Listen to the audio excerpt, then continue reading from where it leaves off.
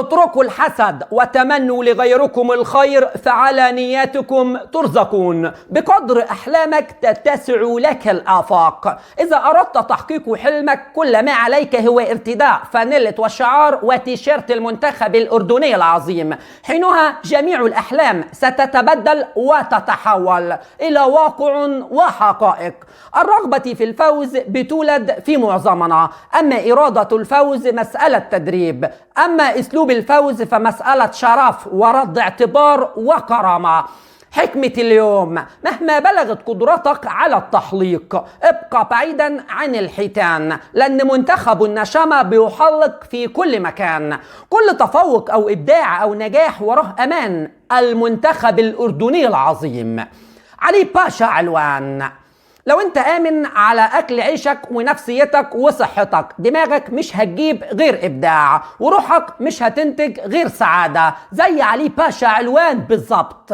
صديقي وعزيزي المشاهد، منتخب المعجزة الأردنية بيجبرك ان انت تسيب اي حاجة في ايدك وتقعد تتفرج عليه. فريق بيعدل مزاجك وبيشبعك كرة يخليك تستناه لو تقعد سنة علشان تتفرج على كرة نقية جميلة، عشان تشوف ضغط على حامل الكرة، علشان تشوف تدرج من الخلف للأمام، عشان تشوف اسكواد ومثلثات ومربعات، علشان تشوف التعميرية وعلوان ويزن باشا الناعمات. فريق محترم قوي كرويا. صديقي وعزيزي المشاهد، دقيقة 20 تحديدا وتصدي يزيد بليلة من عصام الصبحي بعد خطأ من يزن العرب، نقطة تحول في الماتش. عمان أنا قلتها وأنا بسمع الماتش لو قعدت 3 أيام مش هتسجل جوال، وقد كان. ولكن صديقي وعزيزي المشاهد، نقطة تحول في الجيم، نقطة تحول في الماتش بعدها بينالتي مهند أبو طه اللي سجلها علي باشا علوان بمزاج وبأريحية، خلاص قلبت الجيم على المنتخب العماني اللي هو اصلا ما عندوش حلول، اللي هو اصلا ضعيف قوي فنيا. اسكواد النشامة بعد ما اتحرر من الضغوط والتقدم 1-0 خلاص الدقيقة 50 مهند ابو طه باص امامي بوش القدم الخارجي، باشا اسيست عالمي من يزن الناعمات لعلي علوان، اجمل فينشر عربيه، بيسجل الثاني. بعدها في الدقيقه 63 اسيست من التعميري لعلوان، بيقول له خد يا باشا على طبق من ذهب. سجل الثالث، ثلاثيه بتودي النشامه لكاس عالم في ظل خساره المنتخب العراقي على ارضه وسط جماهيره امام الشمشون الكوري. صديقي وعزيزي المشاهد، المنتخب الأردني، الناس اللي بتتكلم على ايه ألقاب الكرة الأردنية، بسمع كلام كتير قوي في الجزئية دي. أحب أقول لك إن الأردن هو المنتخب القادر على تقديم المنتج النادر الفذ الممتع الغير متوقع على الإطلاق، مالك الماتشات الكبيرة. تقييم منتخب الكرة بعدد الألقاب والبطولات هي محاولة تحويل كرة القدم إلى كرة التنس. فريق ممتع قوي قادر على تقديم شيء عظيم في الكرة، الترجمة الحرفية والهيمنة المطلقة والسيطرة الشاملة على كل شبر في الملعب. دول بيلعبوا كرة قدم دون أي قوانين على الإطلاق، دول بيلعبوا كرة شوارع أصيلة، دول مصممين يقلبوا الجيم استعراضي متكامل. الأردن عندها القدرة إنها تكسب أي منتخب على الإطلاق، منتخب تتمنى حكايته يكمل للنهاية، منتخب يخليك ويجبرك إن أنت تتعاطف معاه. وإن شاء الله قادرة الأردن بنسبة 100% على الفوز بكأس آسيا 2027 بالسعودية، والحمد لله إنجاز تاريخي لأول مرة في التاريخ، التأهل إلى مونديال العالم. أمريكا، المكسيك، وكندا إن شاء الله بعون الله. الأردن قادرة على تخطي الصعاب في كل الأوقات يا شباب. المنتخب الأردني بيمتلك اسكواد مرعب قوي حقيقي، اسكواد محترم قوي في الكرة. المنتخب الأردني بيمتلك عناصر في كل خطوط اللعب بامتياز، يحتاجوا فقط الشجاعة يا شباب. وده اللي ظهر في ماتش عمان، ماتش خارج الديار في ملعب السلطان قابوس. قتلت الشغف للكرة العمانية بتسجيلك أول هدف من بينالتي علي علوان. بعدها عمان خرجت من الجيم والجمهور نفسه خرج من المدرجات، لأنه عارف أنه صعب جدا يركب الجيم بعد ما الأردن ركبت الماتش. المنتخب الأردني بكل أمانة منتخب عظيم قوي في الكرة ويستاهل مليار مبروك، مليار مبروك للأردن قيادة وشعبا وجمهورا ولاعبين، مليار مبروك للشعب الأردني العظيم. في مصر لم ندرس حب الأردن في المناهج، ولكن عشناه عن قرب وبلا توقف.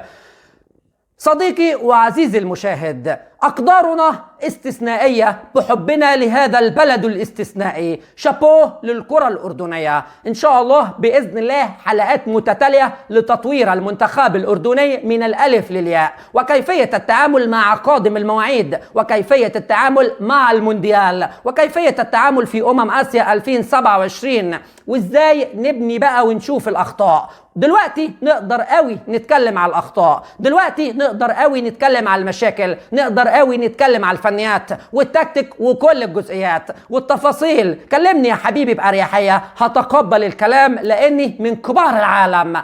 الأردن في كأس عالم دون أدنى شك. لم يمر مش ممكن اخطر كورة في طريق التصفيات. هذه كورة بعناوين الأردنية كيف ضاعت. مش ممكن يا مهند، مسألة الخطورة. والله لو هنضغط هنكسب يا شباب. يتقدم يحاول يشوط، لا يفتح على اليمين ما فتحش لأنه دفاع يا رب الأردنية. الأردن يهاجم بضراوة وشراسة في الخواجة. هو ده اللي أنا بتكلم عليه. اضغط على عمان، الأخطاء هتبقى كتير. عن طريق العشرة اللاعب شمال اهدى في فار. الدفاع يتصدى، عاود لي كورة، شوف لي فار. اهدى بنالتي ان شاء الله بنالتي. ولكن ماذا اهدر اللاعب رقم 20 مهند ابو طاح؟ ضيع فرصة التقدم، والآن تشيكينج بوسيبل بنالتي لمنتخب النشامة. أي كورة في المباراة في وقت الأردن، في أوقات الأردن بنالتي.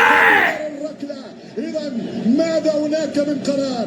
ضربة جزاء قريبة للأردن، هكذا كانت الإشارة من الفار. قول يا رب يا شباب. تعال يا خالد، مر يا خالد، شيك يا خالد، شوف يا خالد. أبو طه ما شاطش ليه؟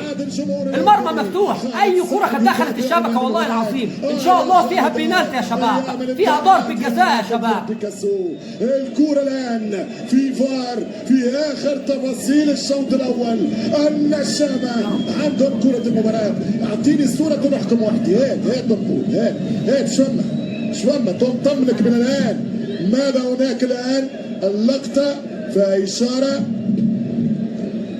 لا عاد تبص لي الشريط هذا مونتاج لا ينفعني في الحكم. بنالتي يا خالد، بنالتي يا خالد. ان هناك ينتظرون ومن هنا ينتظرون بين مسقط وعمان. واخد القدم اليمين، واخد القدم اليمين لمهند ابو طه. باينه قوي. الطريق الى مونديال، الطريق الى مونديال. في الستارز والله. ضربة جزاء فيها لقطة فيها يا شباب، ما حدش يقلق. شيء يتحدث مع الفار، قالوا له فما إعاقة في هذه الركلة. شوف المراقبة فيها يا شباب. ماذا هناك؟ هل فيها بنالتي؟ فيها بنالتي. هذه ضربة جزاء. هنا نوفا والنوف سايد بنالتي. قرار لخواتيم ضربة جزاء أو لا؟ هذا قرار خالد الدريس، ليس معني بأي تفاصيل. والله بنالتي واضح. غلف على كورته، ما امكنلوش التمرير. خلي بنالتي والله بنالتي يا شباب، مفيش خوف، لا شيء يدخل القلق. بنالتي واضح. خالد الدريس خالد ماذا يقول؟ خالد بيده تعب ايضا من الرطوبه ومن الحراره. خالد الدريس بنالتي للنشامه، بنالتي للاردن. ضربة جزاء في خواتيم الشوط الأول. نعم أنا ما أقول لكم أن الأردن في الآسيوية يسجلون كثيرا. يا رب يا موسى، يا رب يا موسى، يا رب يا تعمرين. الروح الأردنية. النشامة يستقبلون الحدث. والله يا أبو طه لو صوت كان سجل هدف بأي قدم بيمين يا صوت كان سجل أبو طه. مهند خالد يرتكب الخطأ. اللهم لك الحمد، اللهم لك الحمد. إن شاء الله تدخل يا شباب، إن شاء الله تدخل يا شباب. ليسجل الهدف الأول، هدف الاقتراب من المونديال. 0-0 دقيقة 50، الحرارة في 50، والكرة الآن في ضربة جزاء. موسى التعمري للتاريخ، موسى التعمري للتاريخ. يا موسى يا موسى يا موسى. هناك يتطلعون، هناك ينتظرون، هناك يدعون، هناك يستنون. 1-0 أم 0-0 بين موسى. الدعوات يا شباب، الدعوات يا شباب. هدف الانتصار، هدف التأهل للمونديال بعون الله بمشيئة الرحمن. هذه هي ضربة بنالتي واضح، بنالتي واضح وصريح وما فيهوش أي كلام على الإطلاق. في تاريخ الأردن. الراجل واخد رجله ستارز ان شاء الله وسيسجل ويفعل ملايين الاوروبيين. لم تكن له تبعات ولم تصل المونديال، ولا تقل لذهبية الدوري العربية امام العراق. هذه اغلى ضربة جزاء في التاريخ يا الاردن. خلاها عنوان ان شاء الله يسجل، ان شاء الله يسجل عنوان. اليوم تقريب عوض محمود مرزي. ثقة في كل اللعيبة يا شباب، ثقة في التعمرية وثقة في النعمات وثقة في عنوان، ثقة في الكل بعون الله هدف. فايز الرشيدي، فايز وعلي ما بعدش برشا. علي عنوان يتقدم أحد أعظم مسددي ضربات الجزاء. كأس العالم يمشي. كلمة تعالوا يا شباب. الأردني يسجل في مرمى اللهم لك الحمد. وكأس العالم بنهاية الشوط الأول تصبح قريبة جدا أكثر من أي وقت مضى.